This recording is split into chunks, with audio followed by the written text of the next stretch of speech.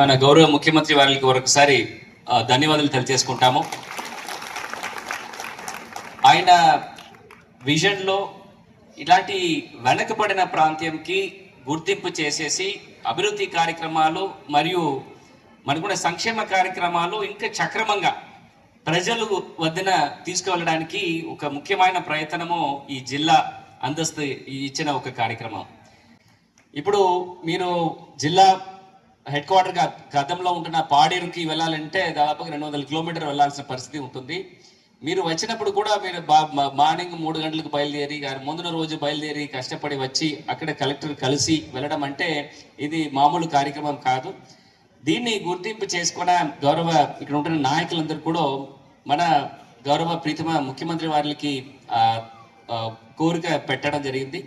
దీంట్లో పాడేరు కూడా కంప్లీట్గా ఒక ట్రైబల్ జిల్లా అయింది అండ్ రంపచోడవరం కూడా ఒక కంప్లీట్లీ ట్రైబల్ జిల్లా అయింది. సో ఒక రాష్ట్రంలో 2 ట్రైబల్ జిల్లాలు పూర్తిగా క్రియేట్ చేసేసి దానికి వ్యక్తిగతంగా అక్కడ ఉంటున్న పరిపాలన చూడడానికి కావాల్సిన అధికారులను నియమించేసేసి అక్కడ ఉంటున్న స్థానిక ప్రజలకి న్యాయం చేయడానికి కోసము తీసుకున్న ఈ కార్యక్రమం ఖచ్చితంగా ప్రభుత్వంకి మన అందరూ కూడా కృతజ్ఞతలు తెలియజేసుకొని ఇక్కడ నుంచి రంపచోడవరం ప్రజల ద్వారా ఈ ధన్యవాదాలని గౌరవ ముఖ్యమంత్రి వాళ్ళను అండ్ ఇక్కడ ఉంటున్న పాలకులందరికీ కూడా ఈ సందర్భంగా తెలియజేసుకుంటున్నాము.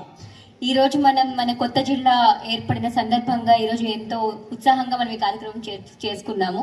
ఇప్పుడు మన కలెక్టర్ సార్ ఎంతో విడమర్చి చెప్పిన విధంగా మనకి మన ప్రజాప్రతినిధుల సహకారంతో అలానే గవర్నమెంట్ సహకారంతో ఎంతో చక్కటి ప్లానింగ్తో ఈ కొత్త డిస్ట్రిక్ట్ అనేది ఫార్మేషన్ అయింది. ప్రజల వద్ద పాలన అనే దానికి ట్రూ ఫార్మేషన్ అనేది మనకి ఈరోజు కనిపిస్తూ ఉంది.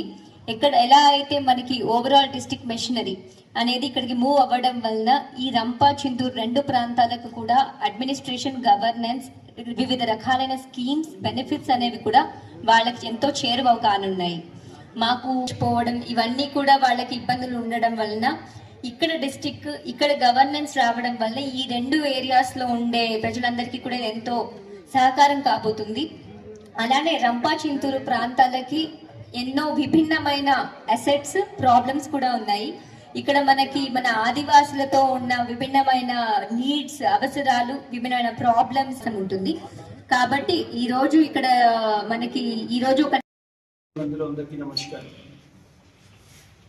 ముఖ్యమైన మీ అందరికీ శుభాకాంక్షలు. ఈ పోలవరం డిస్ట్రిక్ట్ ఈ రోజు నుండి అడ్మినిస్ట్రేటివ్ యూనిట్గా కొత్త జిల్లాగా మనకి ఆపరేట్ అవుతుంది.